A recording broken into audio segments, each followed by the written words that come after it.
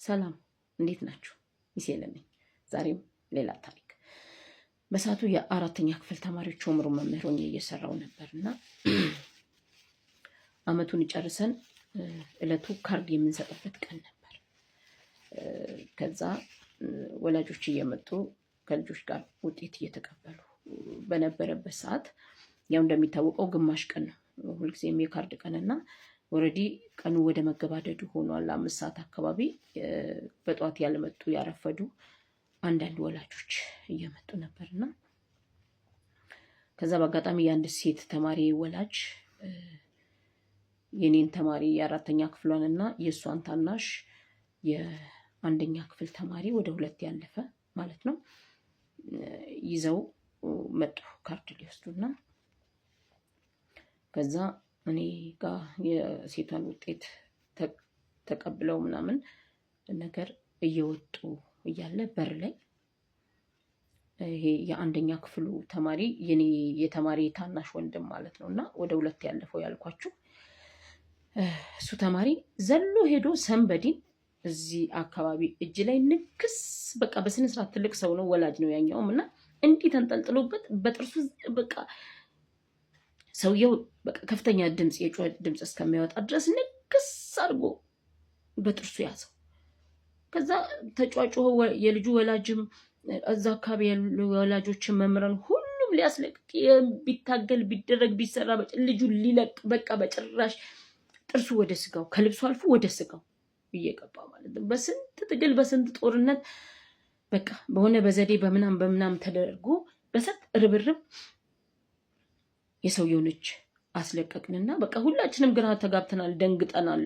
ማለት እንዴት ነው አንድ ልጅ ብድግ ብሎ ተነስቶ አንድ ትልቅን ሰው እንደዚህ ሊያደርግ የሚችለውና በጣም ደንግጠን ነበር፣ ግራ ገብቶናል፣ ትርምስምስ አልን ሁላችንምና የሆነ ሲጫጫሁ ነገር ይሄንን ልጁን ከነህቱ ወደኔ ክፍል ይዘናቸው ገባን። እኔም አንድ ጓደኛዬና ፓርትነር የሆነ ወደኔ ክፍል። ከዛ የነካሹ ልጅ አባት የተነከሰውን ሰውዬ ለማነጋገር ምናምን ነገር ሄደ ነገርና ከዛ እየተነጋገሩን የራሱ ምን እንደተፈጠረ ለምን እንደነከሰው ምናምን ግራ ገብቶኝ ነበር። ምክንያቱም ይሄ የነከሰው ልጅ በከፊል የአእምሮ እድገት ውስንነት ያለበት ግን በከፊል የአእምሮ እድገት ውስንነት ያለባቸው ልጆች ሆነው በጣም ጎበዞች ልጆች አሉ። ቁጭ ብለው አይጽፉልንም፣ ተረጋግተው አይቀመጡም ምናምን ክፍል ውስጥ ይንቀሳቀሳሉ፣ ግን ይሰማሉ። የተነገራቸውን አይረሱም፣ ያነበቡትን አይረሱም ነገር እንደዚህና በጣም ጎበዝ ተማሪዎች አሉ። እንደዚህ ይሄንን እዚህ ሙያ እንትን መምህርነት ላይ ያላችሁ እንደዚህ አይነት ልጆች የገጠሟችሁ ወይም እንደዚህ አይነት ልጆች ያሏችሁ ቤተሰቦች ይሄን ትረዱኛላችሁና በጣም ጎበዝ ነው። ይሄ ልጅም ቁጭ ብሎ ነው መጻፍ የማይወደው፣ ጽሁፉ ነው የማያምረው እንጂ ይሰማል፣ የሰማውን ይመልሳል፣ ይደፍናል። በቃ ፈተና ምንም ብቻ እሱ ስታስረዳ አስተማሪዋ ስታስረዳ ከሰማ በደንብ ጎበዝ የሚባል በጣም በቃ አንደኛ ምናምን የሚወጣ ተማሪ ነው እና ለካ የዛን የመጨረሻውን ኳርተር እንትን ሴሚስተር የአመቱን የመጨረሻ አንደኝነት እሱ ወጥቷል ከክፍሉ ማለት ነው። እና አባትና አባት እየተነጋገሩ ወደ ጭቅጭቅ ውስጥ ይመጣሉ። ከዛ ወደ ጭቅጭቅ ሲመጡ እሰጥ አገባ ነገሩ ምንድነው ለማለት ወጣን እና በዛ ሰዓት ተግባብቼው ምናምን በፊትም ከእህቱ ጋር ሲመጣ ምናምን እንግባባ ስለነበር እጁን ይዤዋለሁ፣ እሱም እኔን ግጥም አድርጎ ይዞኛል ልጁና ሄደንና እዛ ወሬው መካከል ምንድነው የተፈጠረው? ለምንድነው እንደዚህ ሊያደርግ የቻለው? ምክንያቱም ኖርማል ልጆች ቢሆኑ በእርግጠኝነት ደፍረውም እንደዚህ የማያደርጉ እንትንም አይጨንቀንም ነበርና ለምንድነው እንደዚህ ያደረገው ምናምን ነገር የሚለው ነገር ላይ ተጨቃጨቁ። በቃ ልጅ ባለጌ ስለሆነ ነው ምናምን ሰምቲንግ ያላውንም ሰውየው በጣም እላፊ ያወራልና ከዛ ትልቋ ምን አለች? አይ አይደለም ተናዶ ነው። ወንድሟን ስሙን ጠርታ እሱ ተናዶ ነው። ለምንድን ነው የተናደደው? ቅድም የኤከሌ አባት ተነካሹ ማለት ነው። የኤከሌ አባት ልጁ ለካ ከዚህ ይሄ ከነካሹ ልጅ ወይም የአእምሮ እድገት ውስንነት አለበት ካልኳችሁ ልጅ ጋር የዛ የተነከሰው ሰውዬ ልጅ አንድ ክፍል ናቸው እና ሴት ናት፣ ጎበዝ ተማሪ ተፎካካሪ ተማሪ ናትና ለካ ደረጃ አንዴ እሷ ስትገለብጠው አንዴ እሱ ሲገለብጣት፣ አንዴ እሷ ስትገለብጠው አንዴ እሱ ሲገለብጣት ምናምን እያለ የመጨረሻውን ይሄኛውን የመጨረሻውን የአመቱን የመጨረሻ ኳርተር እሱ አንደኛ ወጥቷል። እና አባት ኢሞሽናል ይሆንና እንዴት በዚህ ቀውስ ትበለጫለሽ? በዚህ እብድ በዚህ ቀውስ እንዴት ትበለጫለሽ ብሎ ልጁን ሲቆጣ ልጁ ለካ ሰምቷል።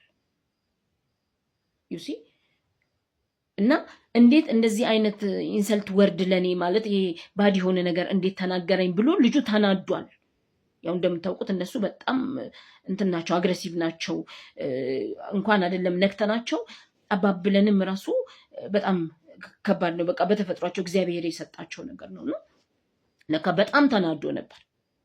ዳስዋይ ለካ ሰውየውን ተነስቶ እንደዛ በጥርሱ ሊዘለዝለው ሊነክሰው እንደ ውሻ የተንጠለጠለበት እና እንደዚህ ብሎት ነበር ምናምን ነገር ስትል በኢየሱስ በቃ ሁላችንም ነው የደነገጥነው፣ ሁላችን።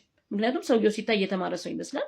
በጣም ትልቅ ሰው ነው ማለት እንደዚህ አይነት ነገር በእግዚአብሔር ስራ ሊመጣ እንደሚችል አያውቅም ብለን የምናስበው አይነት ሰው አይደለም። ከዛ እና ታዲያ አሁንስ ቢሆን ታዲያ እንደዚህ አይደለ እንዴ ምናምን ነገር ብሎ እንደገና ድጋሚ በኩራል። በዛ ሰዓት ልጁም የልጁ ወላጅም እህቱም ምናምን አይደለም የተናደዱት፣ እኛ ነን ይባስ ነው። በቃ በጣም ማለት ነው። ይሄ ከአብኖርማሊቲ ውጭ ከሂውማኒቲ ሰው የሆነ ሰው ጭንቅላቱ የሚሰራ ማሰብ የሚችል ሰው ሊያደርገው ሊያስበው ሊናገረው የማይችል እጅግ በጣም አስቀያሚ ቀፋፊ የሆነ ንግግር መናገር ጀመረ እና በጣም ነው በሰዓቱ የተበሳጨ ነው። በጣም ነው የተናደድ ነው። በጣም በቃ እንዴት እንደምገልጽላችሁ አላውቅም። ያንን ልጅ እነዛ ወላጆች ከሱቅ ሄደው አልገዙትም። በእጃቸው ጭቃ አብኩተው አልሰሩትም። ወይም ደግሞ ፈልገው መርጠው ኦርደር አድርገው አይደለም ያ ልጅ እነሱ ቤት የተፈጠረው። እግዚአብሔር ወዶ ፈቅዶ ነው የሰጣቸው። ስለዚህ እግዚአብሔር በሰራው ስራ ሰውን ወይም ደግሞ የእግዚአብሔርን ተሰጥኦ የእግዚአብሔርን ተፈጥሮ ለምን ተቀበላችሁ ወይም እንደዚህ ሆኑ እንደዚህ በቃ በጣም የሚያስጠላ አይነት ግርና ሰውየው ከሁላችንም ጋር በሚባል ደረጃ እንደዚህ አፍ እየተካፈተ እየተነጋገረ ነው ከግቢ በጥበቃ ገፈታትረን ያስወጣል።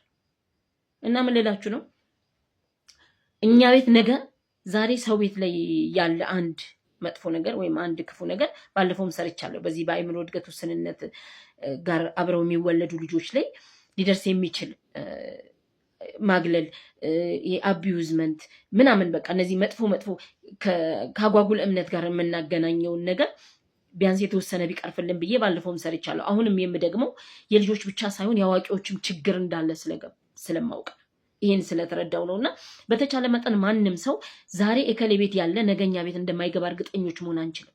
እኛ መውለድ አቁመን እንኳን ቢሆን የኛ ልጆች ነገ ይወልዳሉ። ስለዚህ ዛሬ እኛ በአፋችን የዘራነውን ነገ በልጆቻችን በልጅ ልጆቻችን ልናጭድ እንችላለን እና እግዚአብሔር ወዶ ያደረገውን እግዚአብሔር ፈቅዶ ባደረገው ነገር ላይ እላፊ መናገር ራሳችንን ከማስገመት ያለፈ ምንም ነገር አይጨምርልንም እና ኦቲዝም ልጆች እንደማንኛቸውም እንደ ሌሎቹም ልጆች በእግዚአብሔር የተሰጡን ስጦታዎቻችን ናቸው። ይህንን አክሴፕት የማድረግ ግዴታ አለብን፣ ግንዛቤም ሊኖረን ይገባል የሚል እምነት አለ። ከዚህ ጋር ተያይዞ አሁንም ባለፈው በሰራሁት ቪዲዮ ላይ አንዳንድ ወዳጆች የደውላችሁልኛል። ያው በነገሮች አለመመቻቸት እስካሁን ቪዲዮ መቅረጽ ባልችልም አንዳንድ ዲሎች ነበሩን። አሁንም በድጋሚ እባካችሁ ማስታወቂያ መስራት እፈልጋለሁ። በዚህ ክረምት የተወሰነ ነገር ማድረግ የምፈልጋቸው ነገሮች አሉና ፕሊስ ማንኛውም አይነት ስራ ቢሆን እኔ ላስተዋውቅላችሁ ፈቃደኛ ነኝ። በጣም ጥሩ ቪው አለኝ። በጣም ጥሩ ፎሎወሮች ነው ያሉኝ። በደንብ ማድረግ ያለባቸው ነገር በሙሉ አድርገው ሰፖርት ያደርጉኛልና ፕሊስ ማሰራት የምትችሉ ሰዎች ማስታወቂያ አሰሩ። እወዳችኋለሁ። መልካም ቀን።